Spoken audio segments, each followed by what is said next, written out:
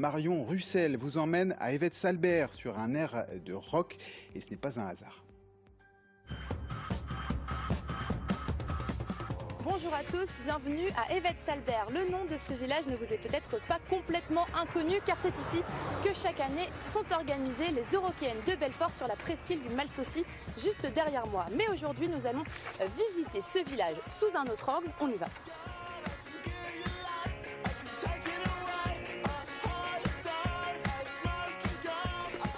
Bonjour. Bonjour. Merci de nous recevoir à Evette-Salbert. Rose, expliquez-nous, vous nous avez donné rendez-vous ici avec une très jolie vue. Où est-ce qu'on se situe? Evette-Salbert, c'est où par rapport à d'autres villages ou endroits qu'on pourrait connaître? Alors ici, on est à la Vierge du Salbert. Et depuis ici, vous avez une vue sur toutes les Vosges du Sud. Peut-être que vous voyez le ballon d'Alsace qui est encore un peu enneigé, la planche des Belles-Filles, et les villages du territoire de Belfort, du pays sous-vosgien.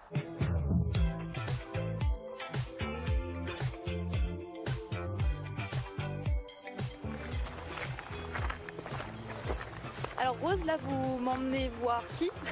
On va rencontrer Gilles, qui est agriculteur, donc il doit être dans le pré avec ses vaches. D'accord, bon je vais aller le voir. Je vous retrouve juste après? À tout à l'heure. Bonjour Gilles.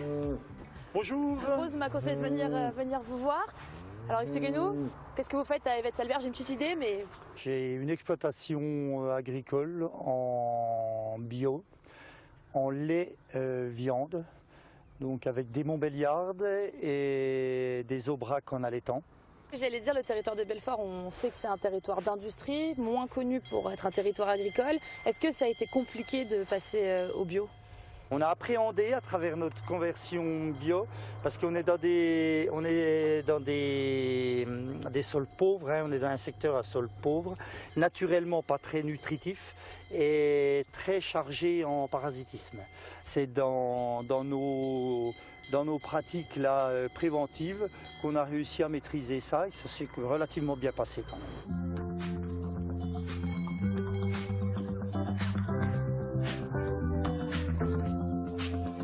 Rose, on vous retrouve.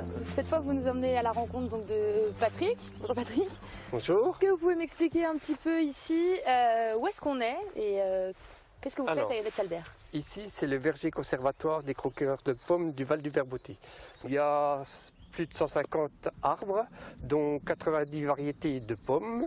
Il y a une vingtaine de variétés de poires. Il y en a 10 de prunes et à peu près 10 de cerisiers aussi. Est-ce qu'il y a des variétés peut-être de fruits qui sont particulièrement typiques d'Evette-Salbert? Oui, on en a deux en particulier, dont la gireuse, qui est une petite pomme pas très grosse, jaune, légèrement acidulée, croquante, juteuse. Elle est vraiment locale d'Evette-Salbert. Et celle-là, on l'a ici dans le verger en double exemplaire parce qu'on veut vraiment la garder. Nous avons quitté Rose, mais avant de partir, elle nous a laissé une liste des choses qu'il nous reste à voir à Evette-Salbert. Alors maintenant, on file chez Audrey, elle nous attend. Bonjour Audrey. Bonjour. Excusez-moi de vous déranger en plein travail. Il n'y a pas de souci. Expliquez-moi un petit peu, on m'a recommandé de venir vous voir. Qu'est-ce que vous cultivez un petit peu ici à Evette-Salbert? Alors, je cultive des légumes bio, de la salade, du mesclun, du fenouil, du céleri, enfin, tous les légumes de saison en ce moment, ces légumes-là. Comment est-ce que vous vous êtes installé ici à Evette-Salbert? C'était quoi l'histoire un peu de... Alors l'histoire, l'endroit où je suis installée, c'était la ferme de mes grands-parents.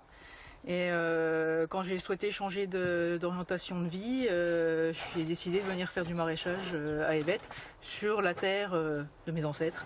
Merci beaucoup Audrey de nous avoir accueillis. Nous, il nous reste une étape à Evette-Salbert, c'est juste à côté d'ici, Bernard nous attend.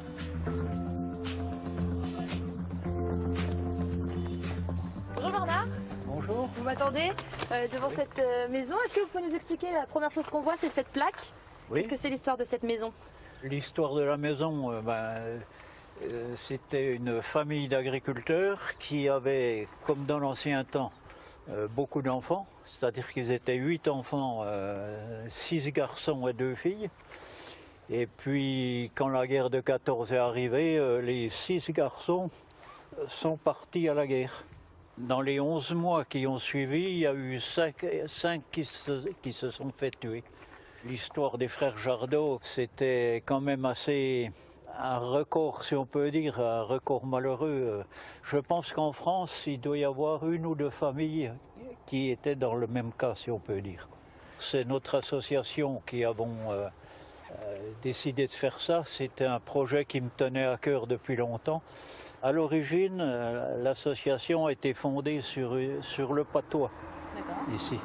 Et vous pouvez me dire comment on dit au revoir en patois? Comment on salue quelqu'un quand on s'en va? Au revoir, c'est au revoir. Merci beaucoup Bernard de nous avoir expliqué tout ça. Je vous en prie. Donc je vous dis au revoir, comme ça qu'on dit. Et quant à nous, on se retrouve très vite pour un nouveau rendez-vous chez vous. Voilà, et pour nous contacter, une seule adresse, bourgogne@francetv.fr. Il est midi, place à votre journal.